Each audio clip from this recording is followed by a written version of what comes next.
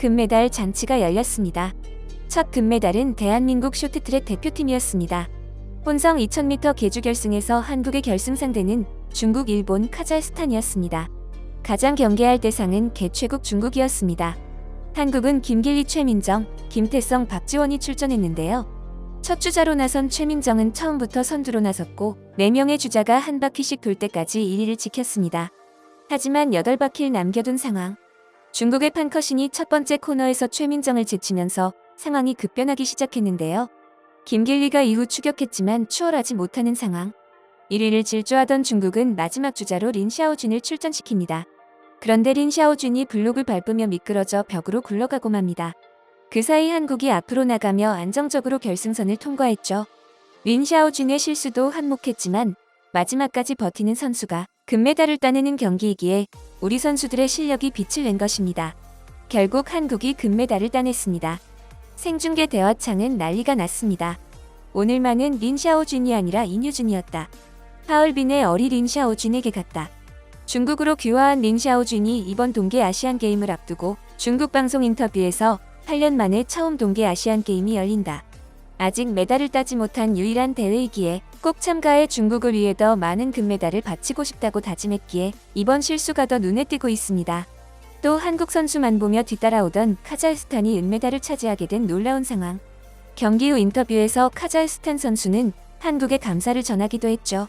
혼성 2000m 계주에서 초대 챔피언에 오른 대한민국은 쇼트트랙 강국으로서의 자존심을 뽐냈습니다. 그리고 대한민국의 질주는 멈추지 않았습니다. 이번엔 쇼트트랙 여자 1500m에서 김길리가 당당히 금메달을 거머쥐었습니다.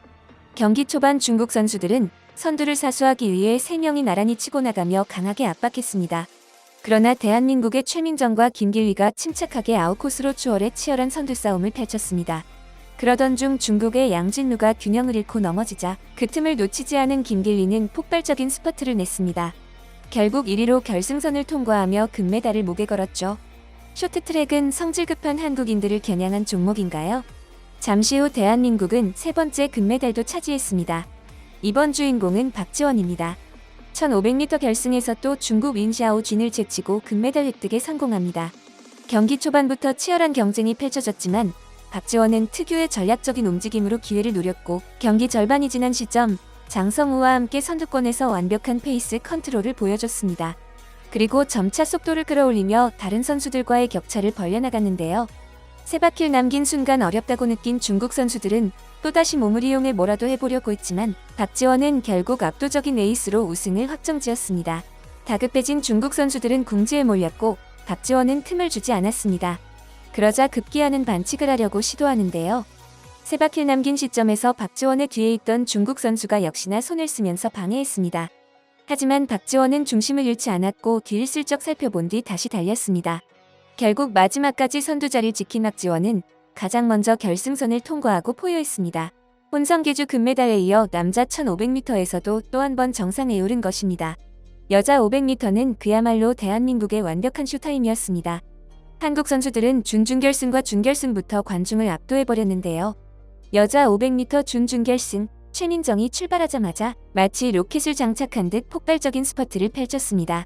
선두로 치고 나가는 순간 주변에는 아무도 없었고 상대 선수들은 최민정을 따라잡긴커녕 그녀가 남긴 바람만 맞으며 뒤쫓기에 급급했습니다. 결승전에서 한국은 금은동을 싹쓸이해버립니다. 이건 뭐 설명할 것도 없을 정도입니다.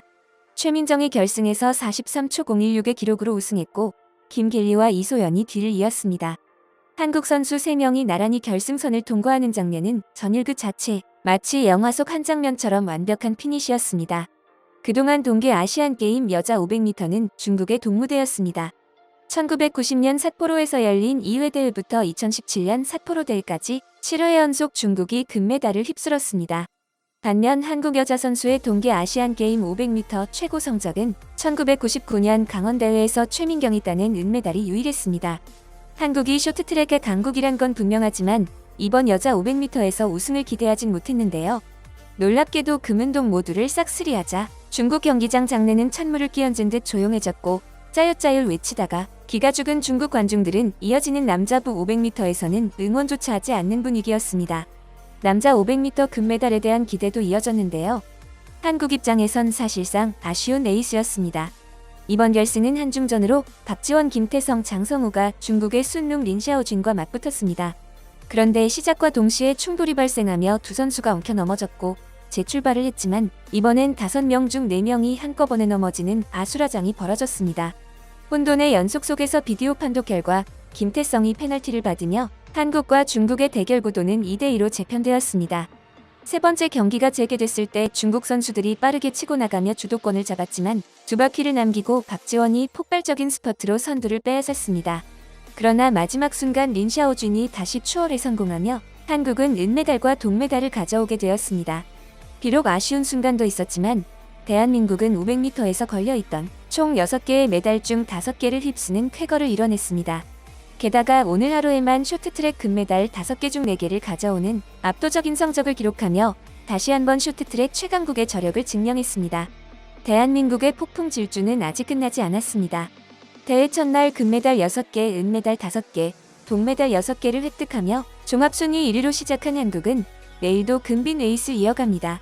세계 최강 한국 쇼트트랙 팀에 역시 대한민국이라는 극찬이 이어지는 가운데 최근 한국 영화가 전 세계에 공개되며 해외에서 심상치 않은 반응을 보이고 있습니다. 이 영화를 본 외국인들은 모두 하나같이 감탄하고 눈물을 흘리는 등 다양한 반응을 보이고 있는데요. 영화의 제목은 121879. 포스터에 등장한 주인공들은 주천석, 권혁계, 홍상범, 문명철 등으로 우리에겐 다소 낯선 배우처럼 보입니다. 그러나 여기에는 놀라운 반전이 숨겨져 있었습니다. 지하철에 해당 영화의 포스터가 게시되면서 하단 45초 분량의 티저 영상을 볼 수 있는 QR코드가 공개되었고 이를 시청한 사람들은 모두 충격에 빠지고 만 것인데요.